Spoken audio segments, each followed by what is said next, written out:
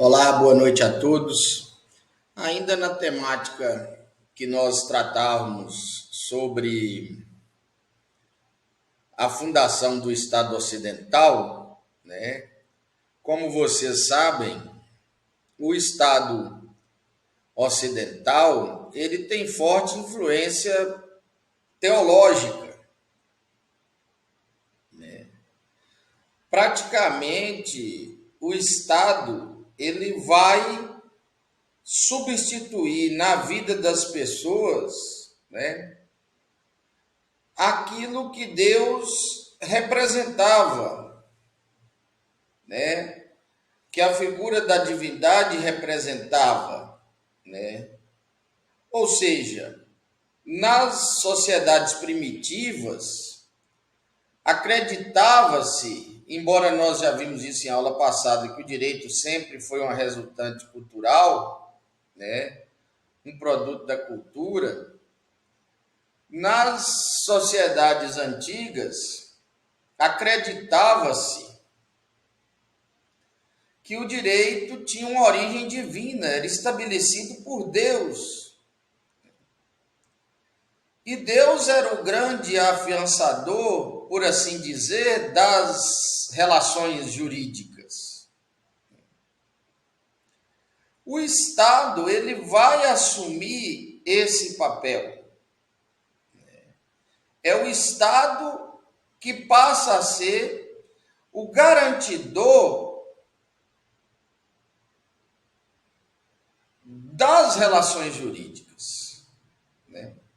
As relações jurídicas, elas estão alicerçadas na existência de um Estado que vai assegurar a efetivação dessas relações jurídicas por meio de uma organização política capaz de fazer valer, né, a efetivação dessas relações. Então, isso se traveste, num primeiro momento, no assim chamado direito de propriedade. E o direito de propriedade, ele é a própria encarnação da vontade na medida em que você se desfaz da propriedade. Ou seja, você pode passar essa propriedade para outra pessoa, né? Ou seja, é a autonomia da sua vontade. E essa autonomia da vontade, ela é encarnada na figura do contrato. É o contrato, então, né, em que você tem uma pessoa, né, que também é cidadão. Ou seja, é capaz de participar das relações jurídicas, né, ao contratar, ao se desfazer, né, ou adquirir a propriedade de algo. Então, isso também é uma relação, vamos dizer assim, de poder. O poder de contratar, o poder de exercer a minha vontade, né, por meio de um contrato em que o outro também exerce a vontade dele livremente.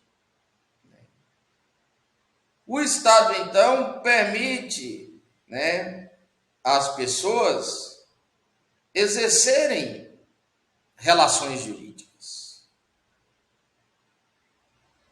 Só que essas relações jurídicas, elas se dão a partir de um eixo nomogêneo, a partir de um plexo deôntico, de um plexo normativo, que vai estabelecer o que é legal e o que é ilegal, como uma decorrência do que antigamente era moral e imoral, vamos dizer assim, né? Eu não diria nem decorrência, mas como uma especialização daquilo que era moral e imoral. Passa a ter, então, o legal e o ilegal. E aí, nessa visão que nós estamos estudando, na formação do Estado ocidental, na experiência do Império Romano, né, o direito ele vai ser um elemento, né, de organização racional, estabelecedor racional dessas relações, e vai se constituir num elemento chave do processo civilizatório.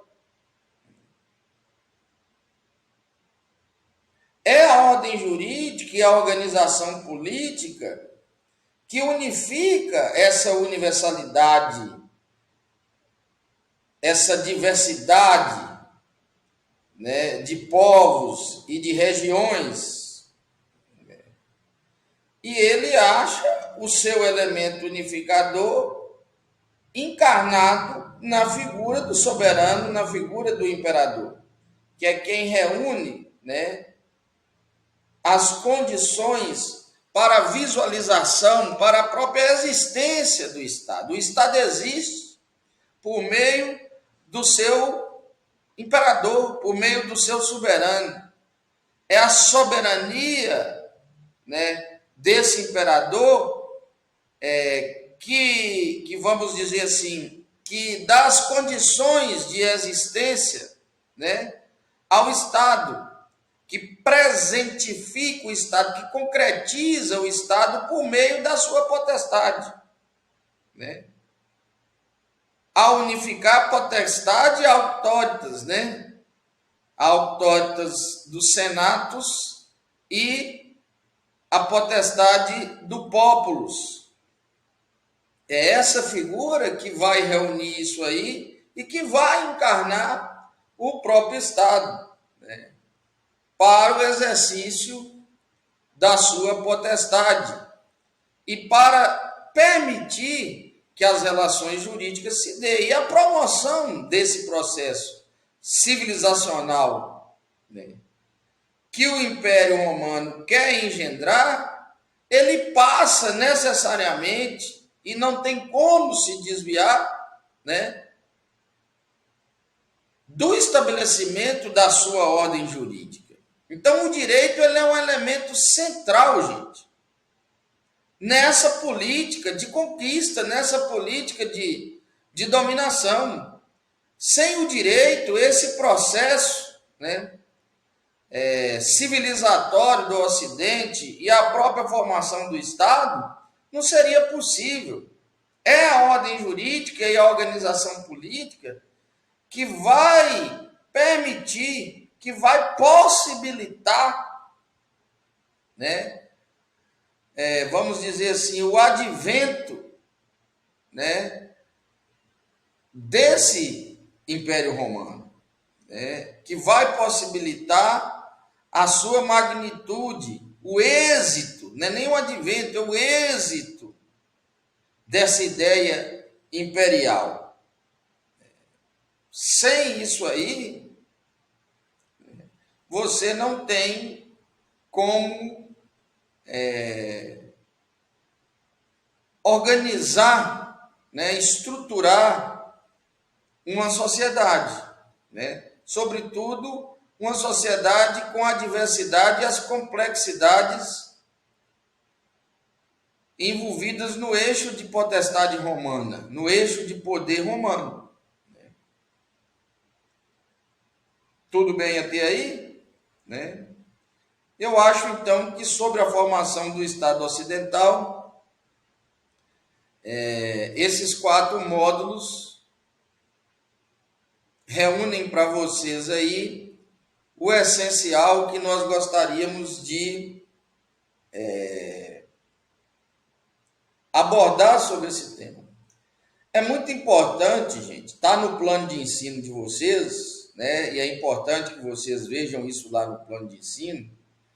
Há um texto, né, disponível lá no plano de ensino em PDF, né? O link para esse texto está disponível também no nosso plano de ensino em PDF, de autoria do professor Joaquim Salgado, foi professor titular de Filosofia do Direito da Faculdade de Direito da Universidade Federal de Minas Gerais, né? Ele tem um artigo sobre a formação do Estado Ocidental que vai servir de referência, né, para essas 4 aulas de hoje, que constituem as aulas que abordam a temática da formação do Estado Ocidental, né? Daqui a pouquinho, então, a gente passa para o próximo módulo. Espero que vocês estejam entendendo isso aí direitinho, né? Porque é um tema bastante relevante, bastante importante aí para os nossos conteúdos. Tudo bem? Até mais.